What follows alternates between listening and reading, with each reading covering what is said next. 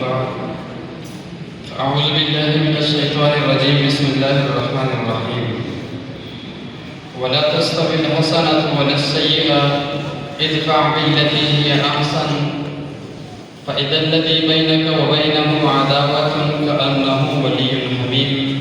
صدق اللہ العظیم۔ تمام تعریفیں اس اللہ کے لیے ہیں جس اللہ نے مجھے اور آپ کو معاصر فتن کے رد کے لیے اور اسی طرح معاصر فتن کے علاج کے لیے منتخب فرمایا ہے۔ ثانیت میں مختصر یہ عرض کروں گا کہ ہر دور کے کچھ فتنے ہوا کرتے ہیں اور وہ فتنے ایسے ہیں کہ وہ عالمگیر ہوا کرتے ہیں، عالمی سطح پر اذہان کو قلوب کو متاثر کیا کرتے ہیں، لیکن جس دور میں جس فتنے نے اسلام کو للکارا، اسلام کے مقدمات کو باطل کرنے کی ناکام کوشش کی، اللہ تبارک و تعالی نے اس کے سرتباب کے لیے اپنے بندوں میں سے چند کو منتخب فرمایا اور اسلام کے روحانی فرزندان نے اس فتنے کا سرتباب بھی کیا اور علاج بھی کیا۔ سرتباب اس حیثیت سے کہ وہ مزید نہ پھیلے اور علاج اس حیثیت سے کہ جو مبتلا ہو چکے تھے وہ شفایاب ہو جائے، وہ ہدایت پر آ جائے۔ ہمارے زمانے کا جو سب سے بڑا فتنہ ہے وہ فتنہ الحاد ہے، اور وہ اس حیثیت سے کہ یہ اپنے پہلو میں تمام مذاہب باطلہ کو، ادیان عالم کو اور اسی طرح فرق ضالہ کو اپنے پہلو میں لیے ہوئے ہیں اور اسلام پر وار کر رہا ہے۔ عیسائیوں نے اسلام پر اعتراضات کیے، اپنی جگہ وہ بھی ایک المیہ ہے، اس کے جوابات ضروری ہیں۔ ہندوازم نے کیے، بدھزم نے کیے ہیں، اسی طرح اہل کتاب یہودیوں نے کیے ہیں، یہ اپنی جگہ ایک المیہ ہے۔ لیکن ایک فتنہ ایسا کہ جو آنے واحدہ میں تمام فرق ضالہ اور مذاہب عالم کے اعتراضات کو اٹھا کر اسلام پر کرتا ہے۔ میرا مخاطب اپنا وہ مجمع ہے جو ہمارے پاس کورس کر چکا ہے، اور انہی کو مخاطب کرتے ہوئے آپ کو بھی ایک پیغام دینا چاہوں گا کہ آج وہ دور ہے جب آپ کسی ملحد کے سامنے بیٹھتے ہیں تو آپ یہ توقع رکھیے کہ یہ وہ اعتراض بھی کرے گا جو عیسائی اسلام پر کرتے ہیں، یہ وہ اعتراض بھی کرے گا جو یہودی کرتے ہیں، یہ وہ اعتراض بھی کرے گا جو مستشرقین نے کیے ہیں، اسی طرح یہ اسلام پر وہ اعتراض کرے گا جو اہل کتاب یہودیوں نے اسلام پر کیے تھے۔ یعنی کہ آپ ایک ملحد کے سامنے اگر بیٹھے ہیں تو یوں سمجھ لیں کہ تمام مذاہب عالم سامنے ہیں اور تمام فرق ضالہ سامنے ہیں۔ یہ کسی بھی فرقے کا، کسی بھی مذہب کا اعتراض اٹھا کر اسلام پر کر سکتا ہے، تو لہٰذا یہ سب سے بڑا فتنہ ہے اور ضروری ہے کہ اس کا سرتباب کیا جائے۔ ثانیاً میں بانی تبلیغ مولانا الیاس رحمہ اللہ کا ایک ملفوظ آپ کے سامنے رکھوں گا۔ وہ فرماتے ہیں کہ میں اس کام یعنی دعوت و تبلیغ میں اس کام کا اہل نہیں ہوں، اس لیے کر رہا ہوں کہ اللہ تبارک و تعالی اس کام کے اہل پیدا فرمائے۔ واللہ العظیم اسی فکر کو اور اسی درد کو لے کر میں میدان میں اترا ہوں کہ میں اس کام کا اہل تو نہیں ہوں کہ میں اس فتنے کا سرتباب کر سکوں، اور اسی طرح ان نوجوانوں کی ہدایت کا ذریعہ بنوں جو ایک فتنہ الحاد کے شکار ہو چکے ہیں، یا تو ایگنوسٹسزم کا شکار ہیں، یا ڈیزم کا شکار ہیں، یا ناسٹسزم کا شکار ہیں، یا پھر ایتھیزم کا شکار ہیں۔ لیکن اس لیے کر رہا ہوں کہ اللہ تبارک و تعالی اہل پیدا فرمائے۔ یہ ایک خواب تھا، ایک درد تھا سینے میں، اللہ تبارک و تعالی نے ان نوجوانوں کی صورت میں وہ پورا فرمایا، اور اللہ کی ذات عالی پر ابھی یقین ہے کہ یہی نوجوان اس قافلے کو انشاءاللہ آگے لے کر چلیں گے۔ تو خلاصہ یہ ہے کہ میں عمر کے اعتبار سے، علم کے اعتبار سے اور استعداد کے اعتبار سے یقیناً کمزور ہوں، لیکن اس میدان میں کودنا اور ملحدین کو نام لے کر چیلنج کرنا، ان کے پیجز پر جا کر ان کو چیلنج کرنا، ان کے گروپ میں جا کر ان تمام گروپ والوں کو چیلنج کرنا صرف اسی بنیاد پہ ہے کہ میرے مستعد جو دوست احباب ہیں، ذی علم ہیں اور اسی طرح صاحب مطالعہ لوگ ہیں،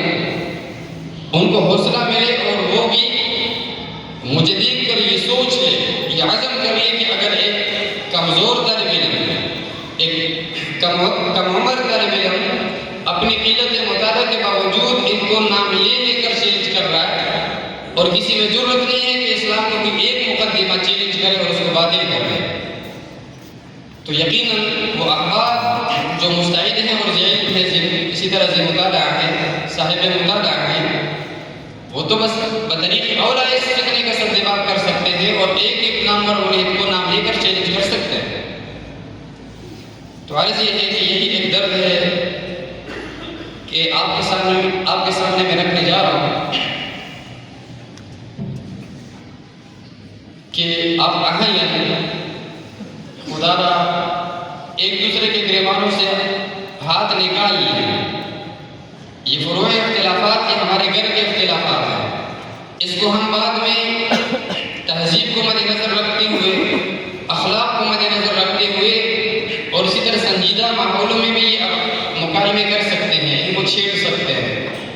لیکن وقت کا تقاضا یہ ہے اور اس زمانے کا سب سے بڑا چیلنج یہ ہے کہ فتنہ الحاد کا سرجواب کیا جائے۔ پشتو کا ایک محاورہ ہے، عزت پیر نہ منم او تدیرہ کا مریدان پر ڈرو ثابت ہے، عزت پیر نہ منم او تدیرہ کا مریدان پر ڈرو ثابت ہے۔ یہاں نوجوان وجودی باری تعالیٰ کا انکار کیا جا رہا ہے، یا یہاں وہ نبوت کا انکار کر رہا ہے اور اسی طرح انبیاء کی گستاخیاں کر رہا ہے، وہ اللہ کی ذات عالی کو گالیاں دے رہا ہے۔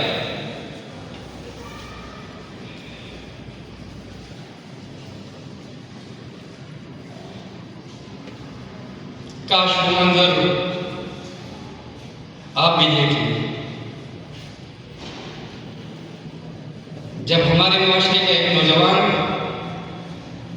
وہ ملحد ہو کر اللہ کی ذات عالی کو گالی دے رہا ہو۔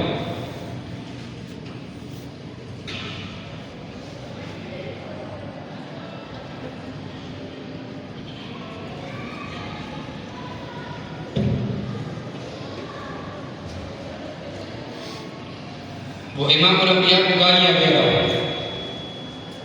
کاش آپ دیکھیں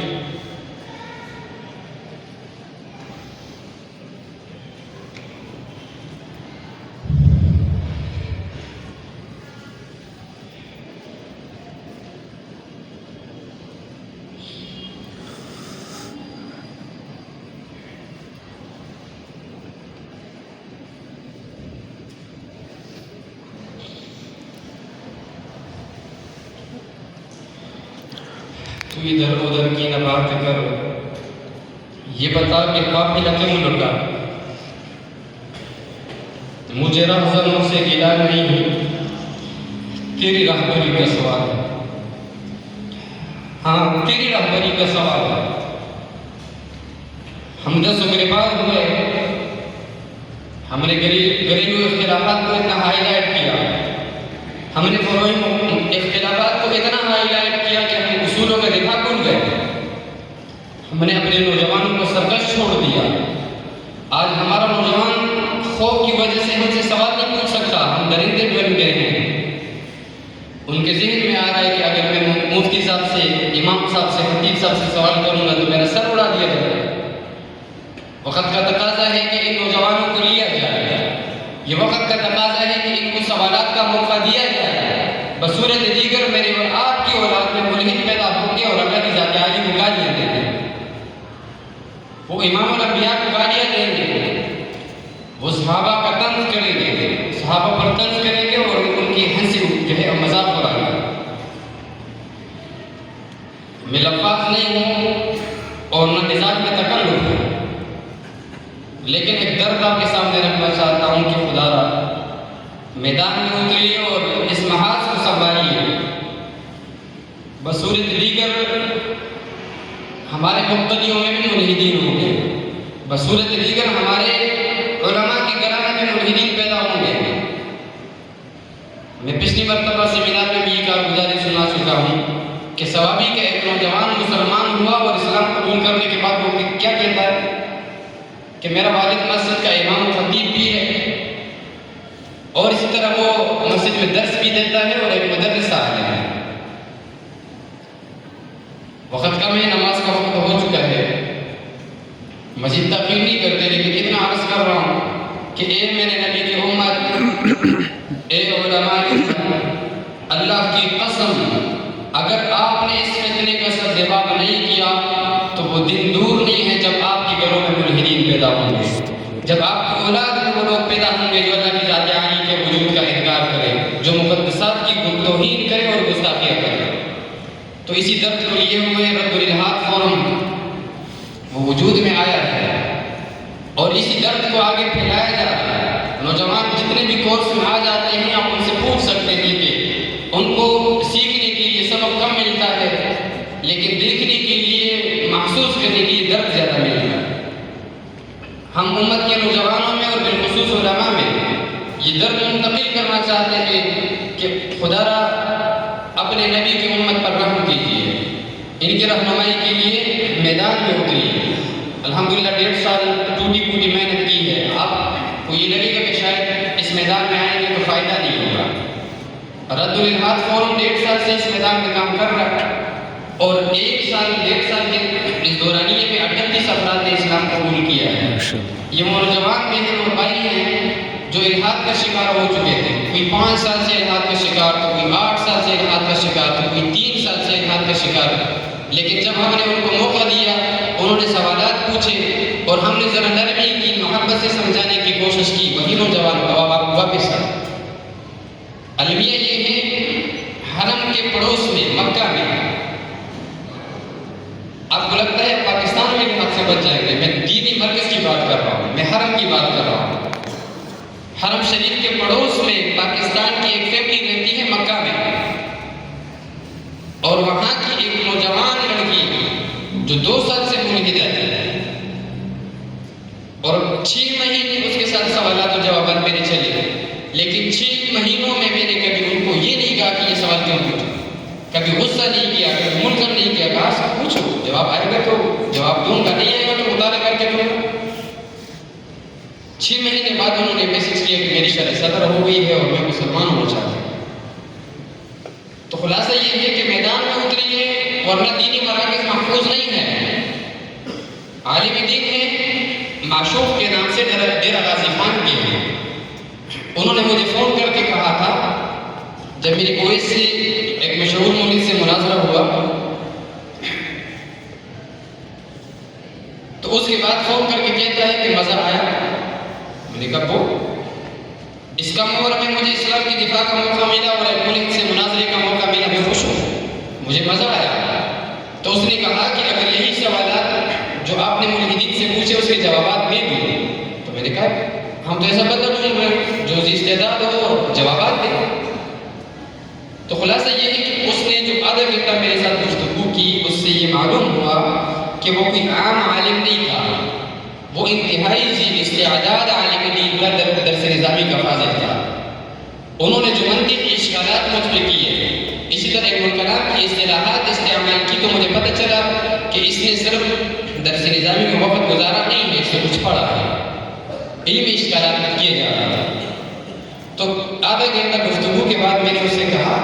کہ آپ کی باتوں سے لگ رہا ہے عالم ہوں؟ اس نے کہا بالکل، میں درس نظامی کا فاضل ہوں اور 2 سال سے میں خود بھی ملحد ہوں، میرے 6 کلاس فیلو اور ہیں اور وہ بھی ملحد ہیں۔ ایک ہی ساتھ پڑھے تھے 7 بندے اور 7 کے 7 ملحد درس نظامی کے فاضل۔ یہ میں آپ کی حسن شکلی کے لیے عرض نہیں کر رہا، فکر مند ہونے کے لیے عرض کر رہا کہ کتنی ضرورت ہے کہ اگر ہم محنت نہیں کریں گے تو ہمارے استعداد علماء اس چیز کے شکار ہو گئے۔ تو لہٰذا اسی وجہ سے رد الالحاد فورم نے اہمیت اور موضوع کی اہمیت اور نزاکت کو محسوس کرتے ہوئے شورا کا انعقاد